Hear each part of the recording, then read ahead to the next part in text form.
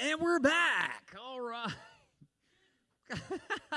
Emily's just been yelled and scared for like 4 times in the last 5 minutes, so I'm glad that I could add to that. Hello, everyone. If you're watching live on YouTube, welcome. Like and comment that you're here tonight so that I can put you down as being here, even though you're on YouTube. It counts. I'm starting to take attendance, just so I can keep track of who's here when. So if you're watching live right now, be sure and comment that you were here. So tomorrow when I go back and look at the comments, I can see that you attended live. I'm not going to repeat that later on. So if they come in 5 minutes from now, they'll just have to tell me. If at any point you're watching this later in the week, text me and say, hey, Chuck, I watched the video. I watched the lesson. I won't count you as being present in the attendance sheet, but I will say, cool beans, thanks for that. You'll stay on track. And that's pretty important if you're not going to be here at any point in the next few weeks, because we're starting a new series tonight. It's going to go till just after spring break in March. And that series is by Andy Stanley. It's called The New Rules for Love, Sex, and Dating. I don't have a video tonight. What we're going to do tonight is just talk about the big idea of the series, summarize some of the myths, lies, and truths that you hear about love, sex, and dating. And there's a lot on the board on both sides. I mean, I filled it all up, ran out of space, and wrote a little bit more. So when you pull your phones out and you want to take pictures of it, you may have to just kind of come up and get close to some parts because the writing gets smaller on the back side the further down you get. Feel free to do that. You're not going to interrupt me whatsoever. There's no videos tonight, but I want to give you warnings for the videos coming up. One, in the past, the stuff that we've done, there's been student testimonies and a little bit of a lesson behind them, and they've averaged about 5 to 6 minutes apiece. With these, there is no student testimony. It is straight sermon video clips that we're going to be watching, and they're going to go 10 to 12 minutes each and every time. So they will be longer. I don't know how they're going to appear on the screen in the future, because we're going to run these off of a DVD probably instead of screen grabbing it. So I don't know if they're going to show up on the screens if you're watching online. They'll show up on the screens here in the room. But I'm saying that because I want you to be prepared starting next week to actually pay attention for 10 to 12 minutes at a time. If you would like, you can watch the entire sermons from the entire series free on YouTube. You just type in The New Rules for Love, Sex, and Dating. Andy Stanley will pop up. His entire 50-minute sermons are there. We're not going to be watching the 50-minute sermons. We're not going to be watching clips from the 50-minute sermons. On the DVD that we're watching, they cut them down to about 20 to 22 minutes. I'm cutting those kind of in half by topic. So there will be longer videos all for the next 8 weeks that we're going through this. 4 sessions that we're going to split up into 2. So this will be 9 weeks total, including tonight. And that should take us until after spring break. And then after spring break, what we're going to do I think we'll have 7 Wednesday nights remaining, is we're going to take everything that we're learning here, which admittedly will be a little less focused on the scripture from week to week, especially if you're watching Andy's videos. He will not go into scripture all that much from the clips that they edited. So when we're done, we're going to go through the book of Ruth, and we're going to see an example about Ruth and her character and how she put some of the stuff that we're talking about into practice, and how her eventual husband in that story, Boaz, was a man of character and put those things into practice in their day and age. And we'll talk about what it means for us in our day and age as well. I tell you that because the book of Ruth is only 4 chapters long. If you're looking for a book of the Bible to read, go read the book of Ruth over the next 7 weeks or so. And come with questions about that. As we're going through this, if you just sat down and read the 4 chapters of the book of Ruth once a week By the time we actually get to the book of Ruth, you'll not only be very familiar with it, you'll probably have some good, keen insights into some of the stuff that we're talking about each week and how Ruth fulfills that as a woman, how Boaz fulfills those things as a man. So that is where we're going this spring. Any questions on that? Okay. Dinner and worship, all that stuff will be back next week. So feel free to eat your snacks and your drinks and everything as we go through the lesson tonight. There's a bit to cover, so I'm going to go ahead and get started. Just make sure all your trash ends up in the trash can over there. Help me remember when Cade comes back to have him close those doors. Laro, can I ask you to go close that door right there, please? Thank you very much. In case the other group is meeting tonight in the back of the church, they won't disturb us and we won't disturb them as they pass by anytime soon. Okay. You know, I just have to say, normally I have a much larger square cloth that goes over this. I don't know where it went, so I grabbed this round one, and it just doesn't feel the same, does it? No, because yeah, I thought that was just me, but the truth is, it just looks dainty in comparison to square that goes all the way down to here. So anyways, I say that because as I rip this off, it's just not going to feel the same. Yeah, see, Connor's shaking his head, and he's right to shake his head. Yes, just go in the live broadcast. It's not worth it. You guys, yeah, that was terrible. We'll just pick it up next week. It's fine. Okay, take a Bible, open up to 1 Peter chapter 1, very, very near the end of the Bible. What I want to do tonight, instead of watching a video clip and discussing that, we're going to go through the big idea of the series. We're going to talk about the myths, the lies, as I'll call them, and the truths and what you do with them for love, sex, and dating, this series. Now, if you go watch them on YouTube or the sermons on YouTube, this book, as you can see, is not that long, and there's not a lot of words per page. You can read this really quickly. It's a very good read. If you also like Audible books, it's on Audible. Very worthwhile. It's only like 7 hours long on Audible. I mean, you listen to it while you're doing your chores, you're going to be done in like 2 days. And it's all the same content. It's all the same information. Tonight, I'm just going to give you a broad overview of that content and information. A lot of what we're talking about tonight is just going to be what gets repeated over the next 8 weeks. So don't feel like you have to take it all in.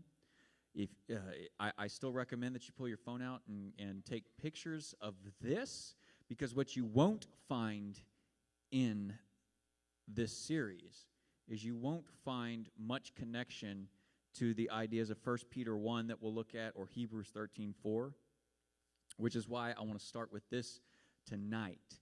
The series' big idea, what the book is about, what the videos are about, what Andy Stanley's study is about, is this: become the person you're looking for is looking for. What does that mean? Be 2 steps ahead. 2 steps ahead of what? That's a good thought. Can you elaborate on it?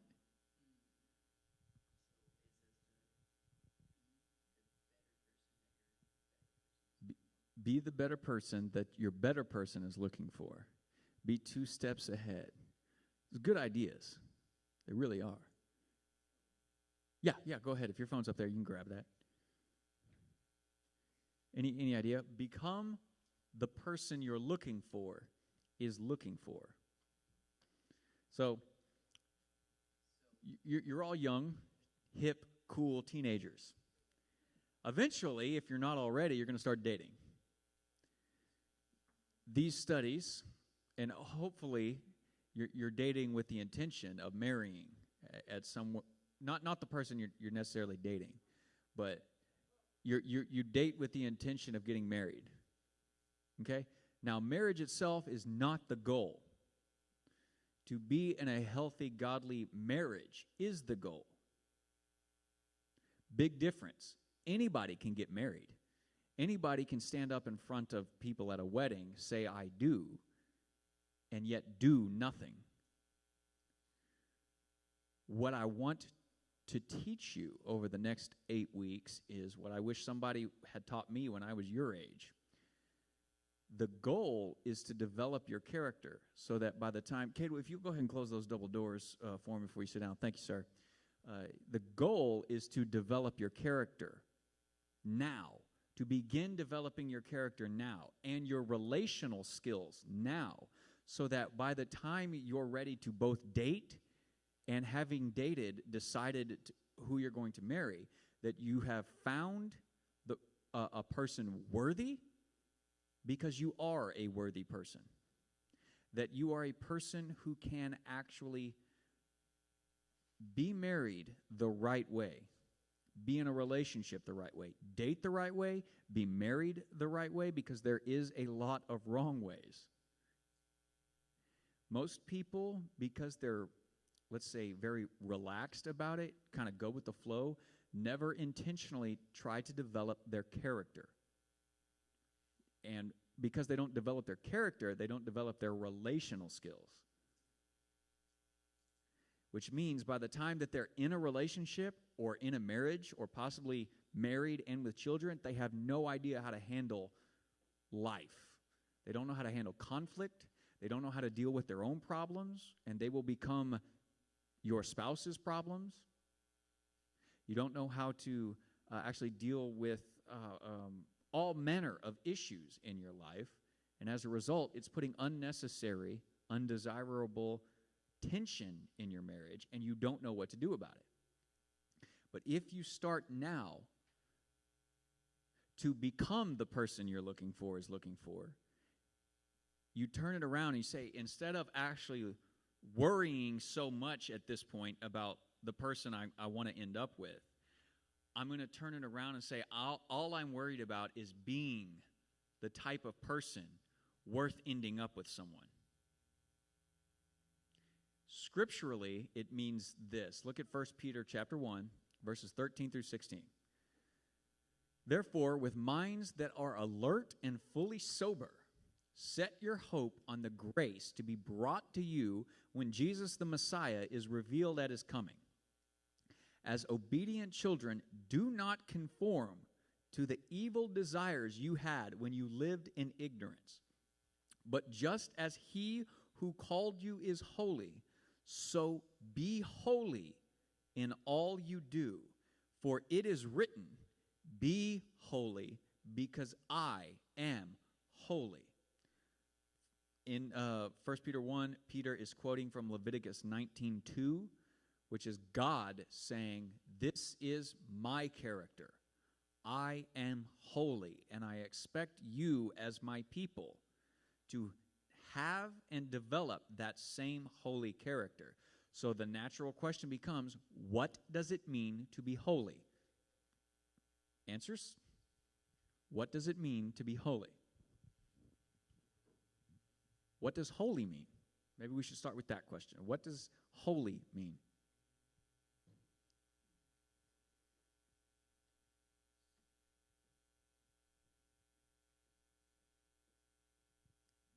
Good. I'm glad that we start here.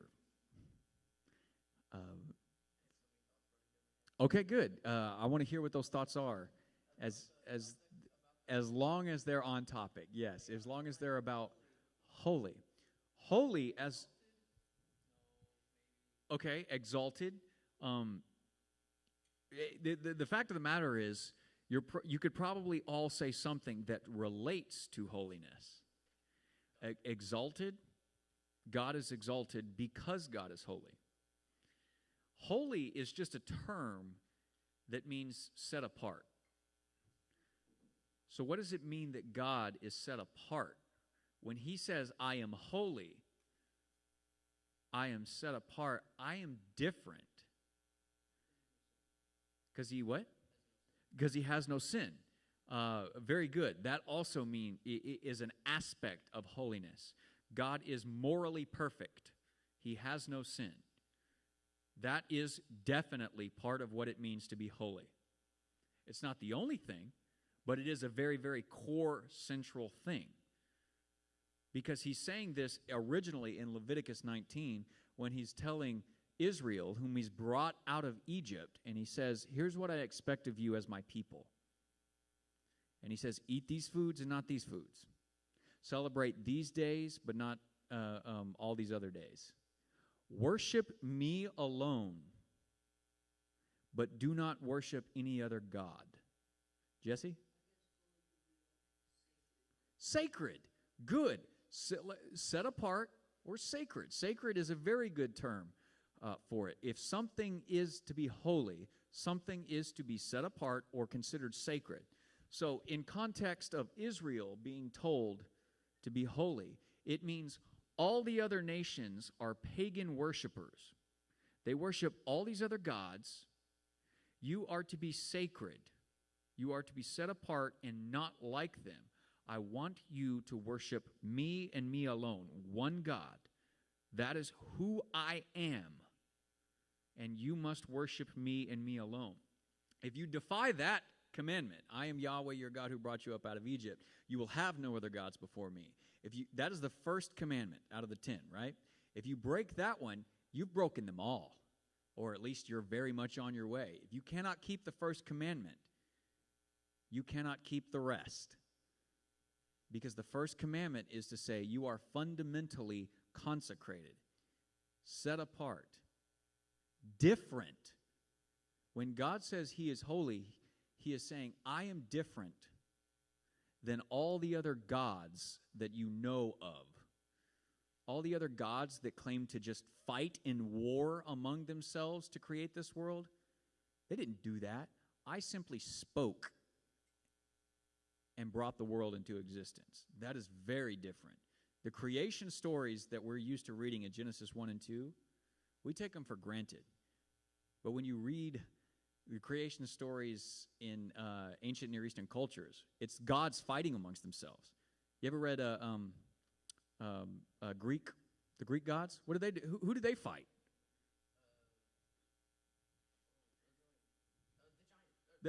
The Titans, right. They fought the Titans and won the war against the Titans. And then they won the right to shape the world the way they wanted because they fought the Titans.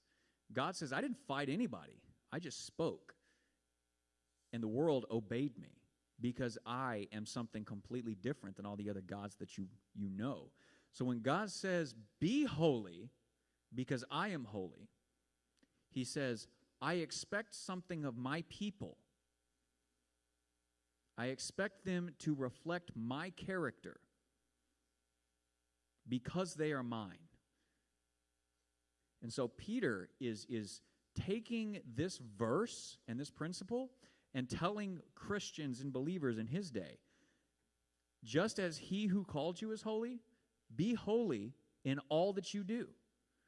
Our entire lives should be different and unique from the world around us because our God is different and unique than anyone else in existence. So when you take that idea and you put it in context of saying your friendships, your dating relationships, and your marriage should look different to the world around you because you are recognizing a different God as your master, your king, your creator, your Lord. I mean, pick your term. If you really and truly recognize God, that God is fundamentally holy, you will do different things in your life to show that character of God. What we're going to talk about over the next 8 weeks is having different types of relationships, dating and ultimately in marriage, that represent God's character, developing in ourselves God's divine character, his love, his righteousness, his integrity, his faithfulness, as qualities that you start building now, so that by the time you're my age, you are in a healthy place in all your relationships. And let me say this last thing. Marriage is holy to God. That means marriage, out of all the other relationships that you can have, marriage is set apart, consecrated, unique, different than all the other relationships that you can have. We'll talk more about that as we go. Any questions on that thus far? Does anybody not understand what it means that God is holy? The last thing that I'm going to say on that is just when you're reading the Bible, a lot of people tend to focus on attributes of God that they think is God's most important attribute. So some people will say God's love is God's most defining and important attribute. The scriptures say God is love. A lot of people will say God's sovereignty is God's most important attribute, meaning, well, I think they define it wrong. It means that his divine right to choose is his most important attribute. That's not really how the Old Testament looks at it. The Old Testament describes sovereignty not as a theological term that describes what God can and can't do, but as a political term that describes God's divine right to rule over land. Different thing. But some people will say that God's sovereignty is God's most defining, important attribute. But in Hebrew, they don't really have adjectives. What are adjectives? Something to describe the noun. They're descriptive words. Hebrew doesn't have a lot of adjectives. Do you know how you make a point in Hebrew? Instead of describing something with adjectives, you pretty much give them a noun, and then you repeat the noun or an object of a noun. In this case, God as a noun is holy. So repeating that, God is not just holy, God is holy, holy. But God is not just holy, holy, God is holy, holy, holy.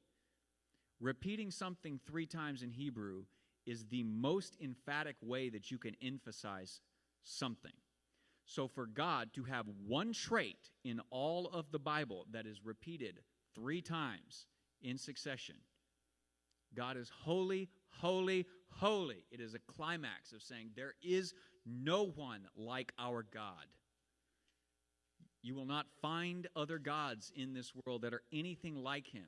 He makes a promise, he has to keep the promise because he cannot lie, because he's sinless. He's morally perfect. He makes a promise, he makes a covenant, he has to keep it. He cannot fail. So I think God's holiness is his most fundamental attribute, and it encompasses all the other ones that you could ever talk about. His love, his sovereignty, his righteousness, his kingship, all of that is described in the fact that there is no one, there is nothing else like God in existence.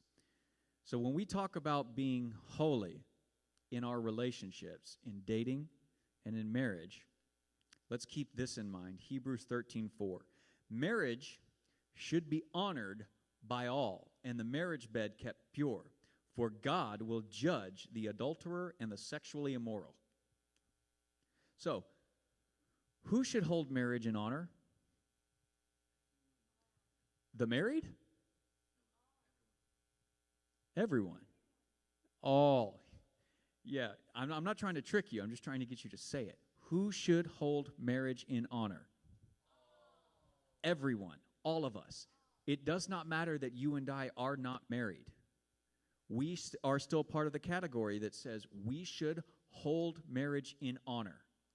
Now, that is important because you guys are growing up in a culture and a society that Americans do not think that marriage is that important anymore.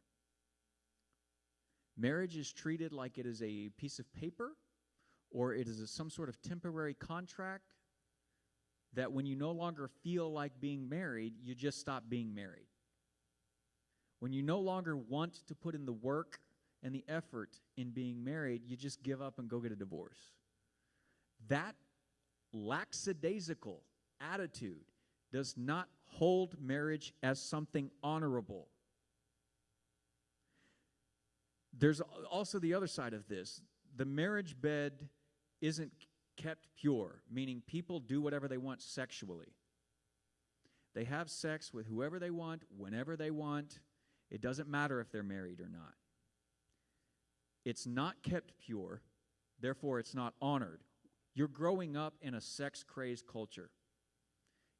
Sex sells. You ever heard that expression before? They throw sexy women and sexy men at you all day long to try and sell you products. They want you to go see the latest movie because the actress is extremely beautiful. And hey, maybe she'll be in scantily clad clothing for a scene or so. You should go pay $10, go see the movie just in case you get to see a little something, something. Sex sells. Our culture and our society does not consider sexuality in general, marriage specifically, as something sacred, consecrated, unique, holy, precious, and fragile. They do not consider it holy because they do not have any regard for God. So if you have regard for God, whether or not you are married, marriage should be valuable to you. And it should look as if sexuality is important to you. And there's a lot of different forms that could take. We'll talk about those as we go. And he goes on and says, for God will judge the adulterer and the sexually immoral. So the judgment aspect for two different classes of people, the adulterer, which is somebody who is married but cheats on their spouse with somebody they're not married to, or the sexually immoral is more of a person who it probably isn't married but treats sex as something that they just go out and get whenever they want with whoever they want, and could take on a lot of different perversions that God never intended sex to be, causing sex to be something sacred, and now it's just unholy, defiled. If you're going to keep it pure, what's the opposite of purity? Impurity, defilement, uncleanliness. You cannot have those things. When you read the law that God is quoting in Leviticus 19, when he says, I'm holy, one thing that you cannot have around a holy God is sin and impurity, uncleanliness, defilement. People who tried to walk into the presence of God when they were unclean dropped dead. This is in Leviticus 19. The first day that the tabernacle is erected, and the high priest, Aaron, Moses' brother, Aaron brings his 4 sons to be priests with him at the tabernacle. 2 of those sons, they offer what's called strange fire in Leviticus chapter 10.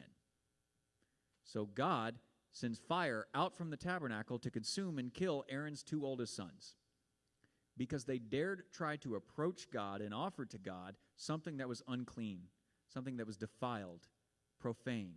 They didn't keep pure what they were supposed to keep pure, so God judged them.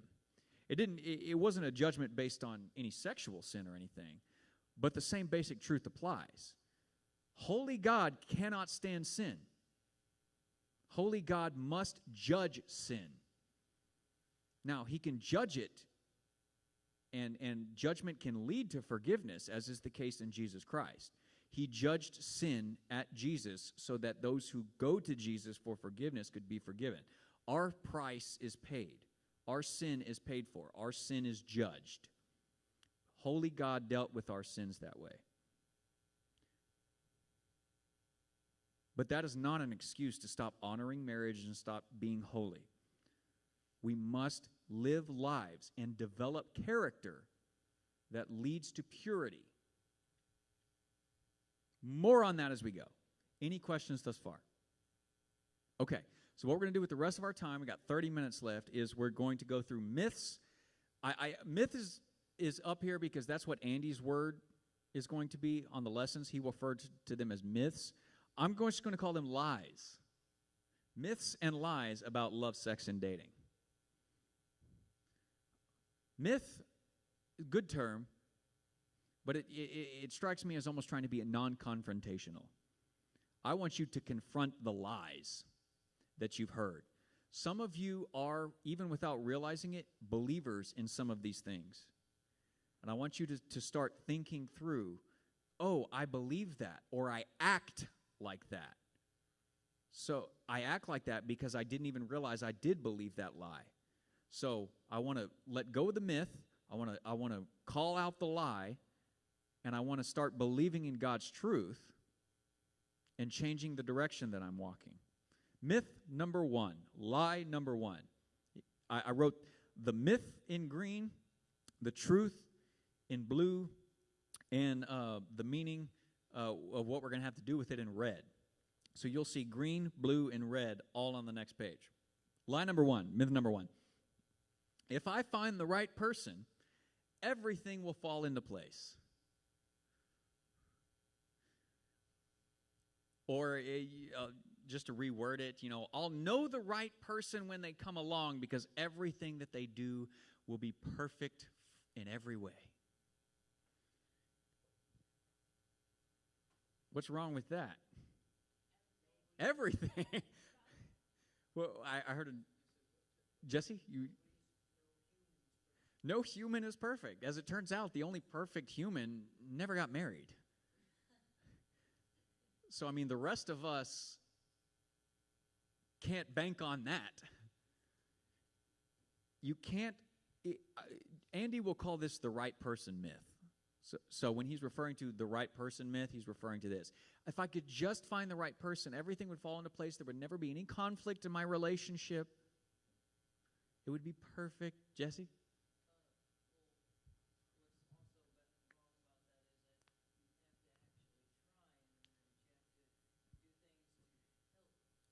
Okay, so for those of you listening online, Jesse's right. He says the problem with that is that you actually have to try in a marriage. You actually have to resolve conflict. You actually have to give effort and time into developing your marriage. You're absolutely right. But here's the thing. If you believe this lie, and a lot of these lies are kind of similar, so you'll hear me say this again. If you believe this lie, you won't work on your character. If you believe that just finding the right person is the goal, which I wrote over here, then you can't believe that the goal is to be holy. Holiness requires effort, time, and attention to developing your character so that it intentionally reflects God. But if you're just waiting around hoping to stumble into a hallmark moment, then you're waiting around for something that's never going to come along in the real world.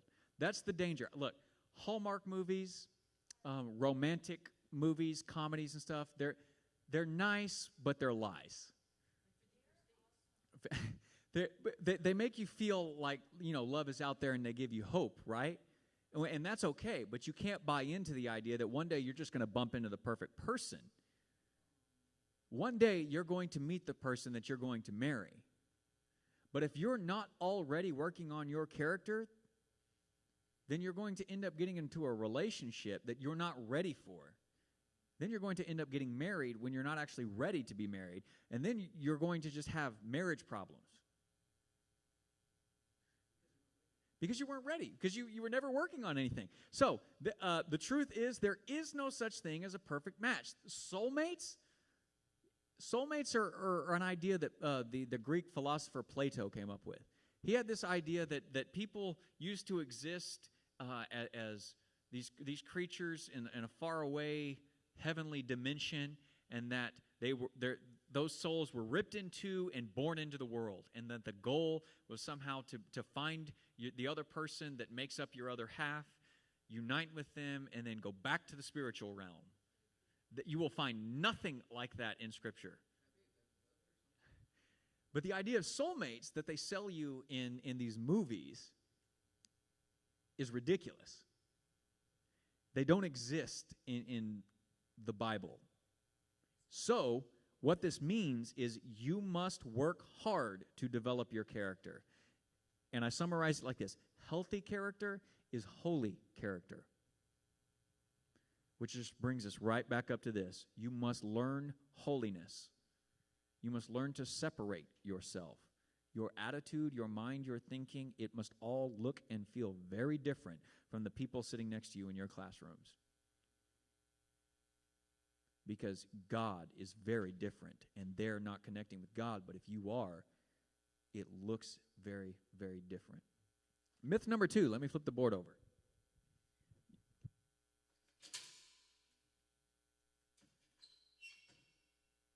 Up here at the top. Sorry that it's going to get cramped the further down we go. It's running out of space. I'll try and do better in the future, but I don't think there'll be that much to write ever again. Lie number 2. I don't have to be good at relationships. I just have to find the one. So this is kind of just rephrasing lie number 1. The right person myth just naturally leads to this belief. I don't have to be good at relationships. I just have to find the right person. Because here's what ends up happening. If you think that the right person is going to come along and is never going to frustrate you or make you upset, you never have to develop patience. If you develop patience now, when you're not in a relationship, then by the time you get into a relationship, you'll have a healthier understanding of how to deal with your frustrations.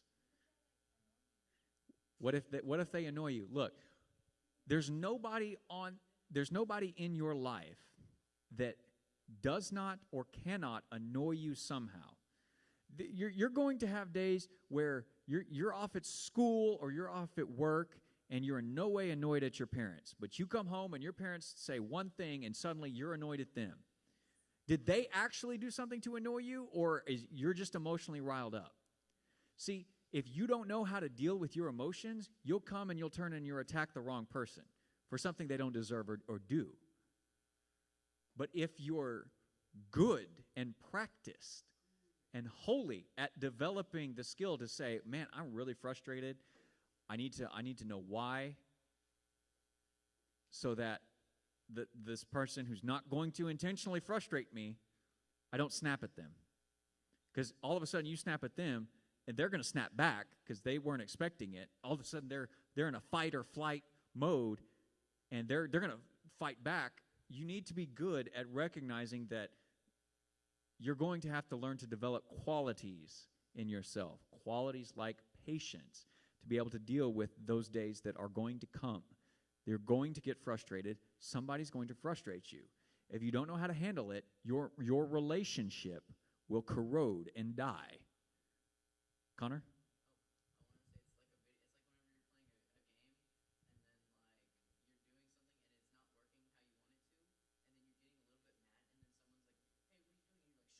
Yes. Okay.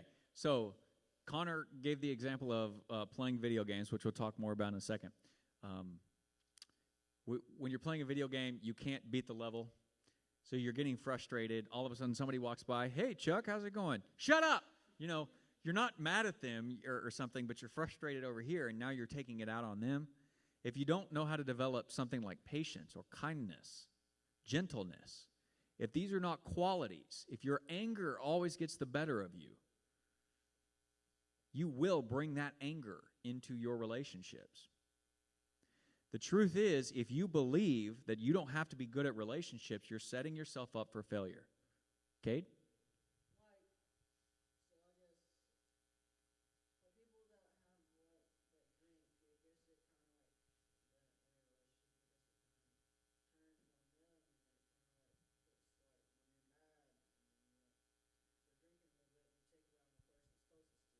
Yes. Okay. So as you're mentioning alcohol is let me think of the right term. Alcohol is a depressant, and as you might have guessed, that's related to the term depression. It brings you down and lowers your inhibitions which doesn't always necessarily mean it makes you sad, but it takes away your control. It depresses your ability to do what Peter says up here. Minds that are alert and fully sober. This is why I quoted the whole thing. Minds that are alert and fully sober. Do you know why I spend so much time trying to get you to read? Why I try to impress upon you the need to be in your Bible in particular, but just in general, you need to be a reader. Your minds are a muscle. If you do not work them out, they will grow weak and incapable. You cannot have minds that are alert and fully sober any more than you can bench press 500 pounds if you have never learned to bench press 150 pounds. If you have never taken the time to read 10 pages, you cannot sit down and expect to suddenly read 20 pages. If you have not taken the little steps to learn to develop a mind that is alert and sober, the character traits to actually succeed in the short term, you cannot succeed in the long term. If the goal is not to be married, the goal is to have a successful marriage. The goal is that either you or your spouse dies and you were faithful to them to the very end, whatever ending comes. That is a very different picture than saying, I just want to be up there and I want to have a wedding. I want to be recognized as a bride. Guys, you're probably more concerned with your wedding night. I just want to have my wedding night or something. That's not the goal. That's a stepping stone towards something far, far deeper and greater to it. And if you believe that you don't have to be good at relationships, you'll never even begin developing the character it's going to take to succeed 50 years from now. And you have no idea how helpful it is to have the discipline of being a reader every day in developing those goals. I cannot stress that to you enough. Both you and the person you are looking for are going to have to be people who work on your individual characters and your ability to relate correctly and peaceably to each other. So do not believe this lie. Lie number 3. No one's ever felt this way before. That's a load of crap. The truth is, there is nothing new, unique, or special about your feelings and your relationships. You are, as a friend of mine once put it, and I've adopted this phrase for the last 5 years, you are wonderfully and beautifully ordinary. Don't fall for the chemical high. Okay, here's what's going on in your body. No one's ever felt this way before. No one's ever loved like we have before. Yeah, here's the thing. Your feelings are ordinary, and you're responsible for your actions. But here's what's going on in your body. Chemistry. Andy will talk more about this. We won't hit on this very strong. Chemistry is happening in your body, meaning your body is putting out certain chemicals to make you feel like you're loved and connected to another person. There's short-term chemicals like dopamine. When you reach a goal, your body releases dopamine to chemically reward you for achieving that goal. Let's say your goal is you want to look pretty so that boy will ask you out, and that boy asks you out. Your body will reward you with dopamine in the short term. Then you start going on dates with him. And every time he holds your hand or every time he looks in your eyes or something, your body starts releasing something called oxytocin. There's much more to the drug oxytocin, but it will start releasing in your body and make you feel connected to people through stuff like hugs, through stuff like holding hands, and it's meant to bond you together. In sex, your body releases large amounts of oxytocin. And so you start feeling really connected to people because you're having sex. But the fact of the matter is, you're actually deceiving yourself. Your mind is wiring itself to feel connection, but it's not doing it with God's holy intentions behind it. So even though it feels like love and it feels passionate and good, the fact of the matter is you're actually doing damage to yourself and to the other person and to your relationship. Your body will reward you for certain things. I love this lie, and I love mentioning the chemicals because it crushes so many people's perception of what love is. You know what it's like? It's like Star Wars Episode 1. Okay, Episode 1 came out 22 years after the very first Star Wars. So, the very first Star Wars, 1977, May of 1977, we hear about something called the Force. May the Force be with you. Very good, Emily. And the force is this mysterious energy field made up of all living creatures. 22 years later, in episode 1, we hear about these things called midichlorians. Well, midichlorians, well, those are microscopic bacteria that live in your blood that connect you to the force. And all of a sudden, there's a biological reason for why the force actually works and functions with living creatures, and everybody hated it. That's what I'm trying to get at here. Your love is nothing special. Your feelings are very unique, or are in no way unique. They're not unique. They're not special. You're having the same chemical reactions anybody is when they're in the early parts of relationships. If you let that run away with you, when you get to the deeper, more lasting parts of the relationship, you can already be in trouble. Don't fall for the chemical high. Obey God, not deceptive feelings. Learn to control your feelings. That is part of being holy. We don't follow our feelings. We don't trust our feelings. We follow God and we obey His word. Lie number 4. Getting married will solve all my problems. Okay. The truth is, marriage is not a solution to your problems. Whatever your problems are, we'll talk in great detail about some of the problems that we all face, problems that guys tend to face, problems that girls tend to face. Marriage won't solve any of them. If you have anger issues and you can't control your anger, getting married does not solve your anger issues. Instead, you're now going to direct all your anger towards the closest person in your life, the person who's always there, your spouse. If you don't have the ability to handle your own problems, you can't handle being married. So, it's very, very important to become the person you're looking for, is looking for. Worry about your own character. Develop and break your bad habits. Lie number 5. I can date any way I want without it affecting my future marriage. No, that is a lie. The truth is, how you handle relationships today determined how you will be in tomorrow's relationships. If you are flippant, if you think you just come and go with boyfriends, girlfriends every other week, every month, you're not suddenly going to be happy with one person. If you treat sex like it's just something you have after 6 months in a relationship or whatever, you're not going to be able to stay in it for the long term.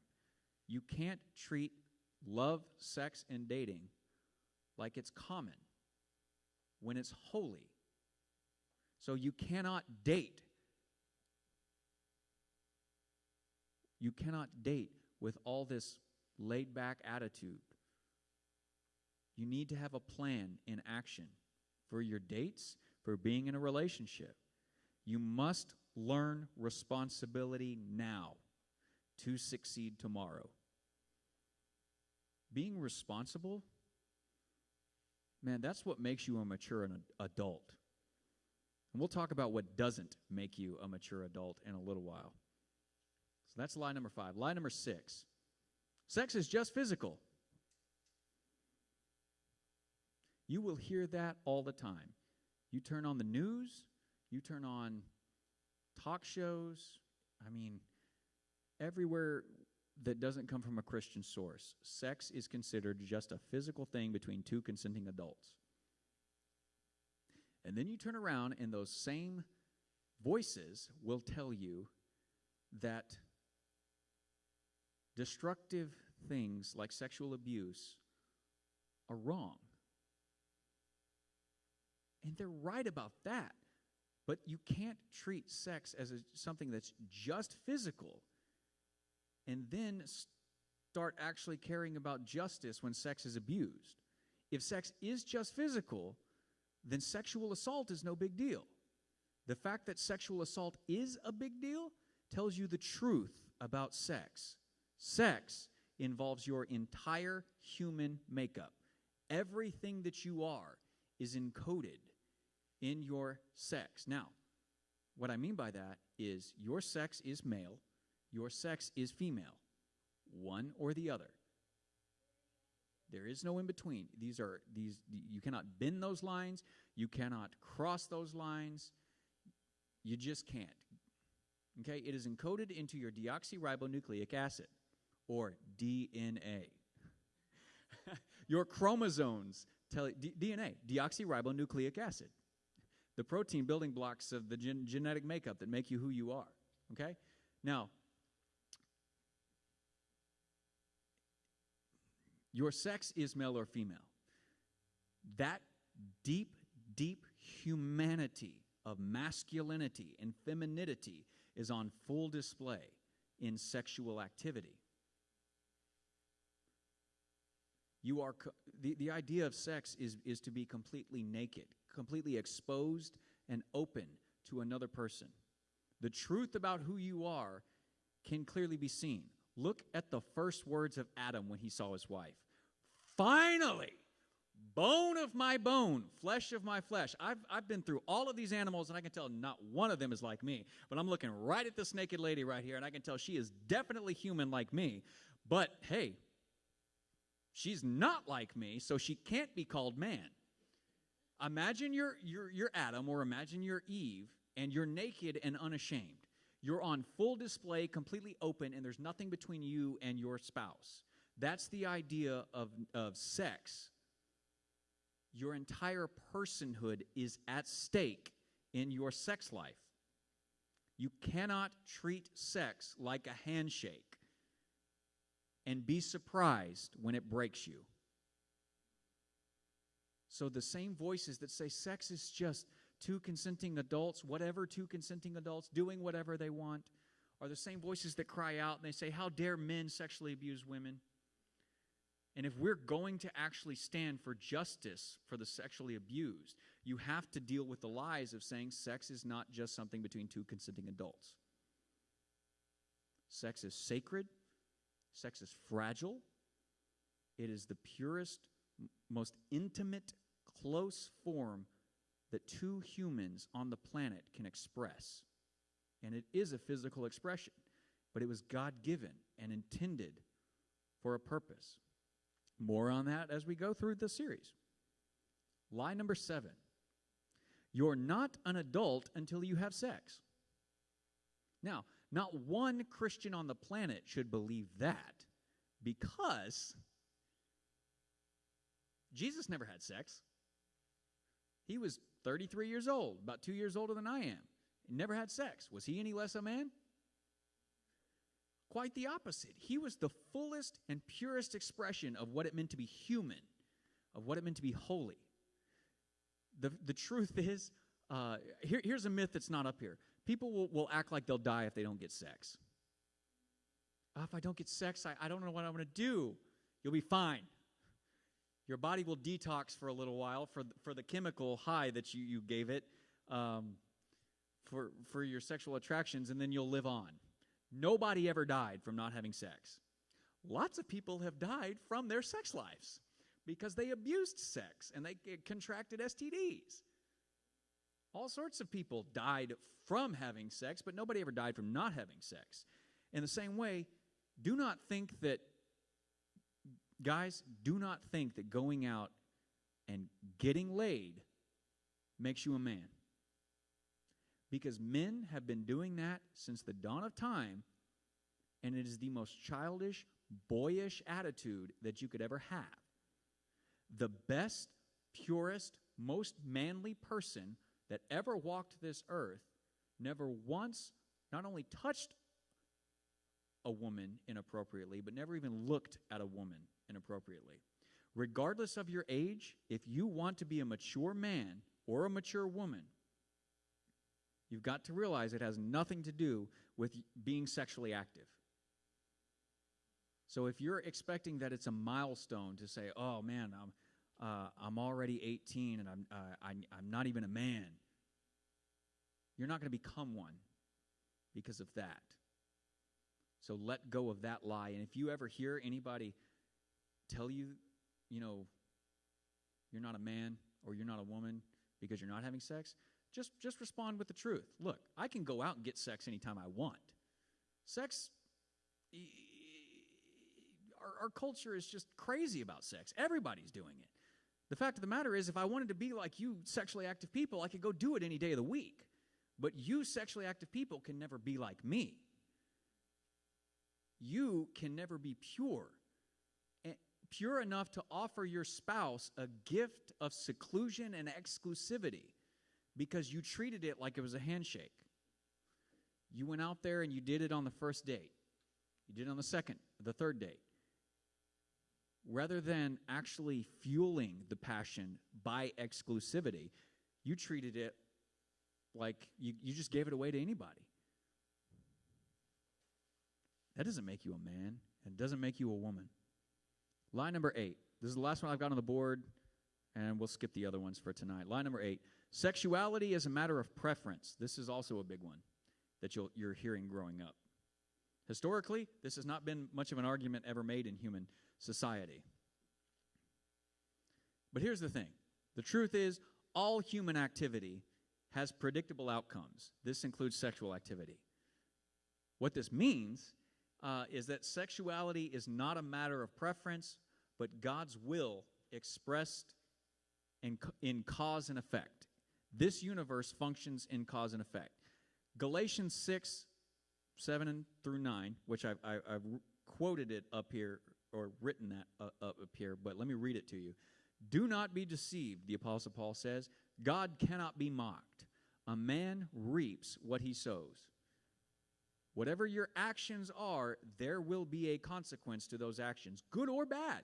You want to plant seeds that are good so that you reap a good harvest. You want to develop holy character so that your marriage flourishes 10 years from now, 15 years from now, 50 years from now, 100 years from now. A man reaps what he sows. Whoever sows to please their flesh, from their flesh will reap destruction. If you treat sex like your sexual preference means everything, you will reap death and destruction down here. Defy God's will sexually, and you will hurt. Fulfill God's will sexually, and you will live. You will come alive. Your future sex life with your spouse will be a fire burning inside the fireplace. And so it'll bring life and warmth to everyone around it. But the second it gets out of that fireplace, and the second your preferences for somebody new, somebody a little bit younger than your wife, somebody a little bit more strong than your husband, starts taking preference over your spouse, all of a sudden, you're no longer reaping a harvest of life. That fire's gotten out of the fireplace, and if you leave it unchecked, it will burn and destroy everything in its path. Whoever sows to please the flesh, from the flesh will reap destruction. Whoever sows to please the Spirit, from the Spirit will reap eternal life. Let us not become weary in doing good, for in the proper time we will reap a harvest if we do not give up. Meaning, I know it's hard, I know it's difficult to likely be, especially if you're at public school instead of Grace, maybe the only person in your class who's not sexually active. Maybe the only person who's not going to the bathroom between class periods to engage in some sort of sexual activity with somebody that they care nothing about, and that people will laugh at you, hate you, despise you, and mock you for it, because they don't hold marriage in honor, because they don't hold God in honor, they don't care about being holy. But what I'm telling you, and what I'm telling myself, is that we have to develop the type of character that God wants us to develop, and that character is His character. And that's summarized in this statement that Andy will use starting next week. Become the person you're looking for is looking for. Don't worry about your next date. Don't worry about trying to attract someone right now. Develop your character. Purify your mind. Any questions?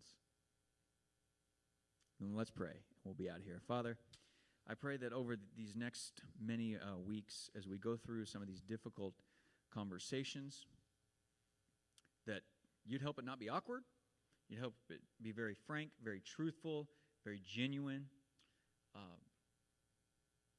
and that the life of Christ would be manifested in us here today so that our future spouses and relationships could reap the benefit at the proper time.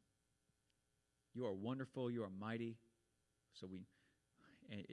You are more than willing to do this. Teach us from your word each and every Wednesday night. Bring back those who are not here. Remind them that it is time to return so that we can be a group, a family, brothers and sisters who are holy because you, our God and Lord, are holy. Blessed be your name, Lord. Amen. Thank you, everyone. Connor, if you'll go back there and click the... Oh, you know what? It's different than what you saw before, so I'll go ahead and do it. Don't worry about it. Throw your trash away. Thank you guys for being here tonight. Again, dinner next week. We are back on regular Wednesday night meetings. Appreciate y'all. Tip your waitress. We'll see y'all next week. It's me. I'm your waitress.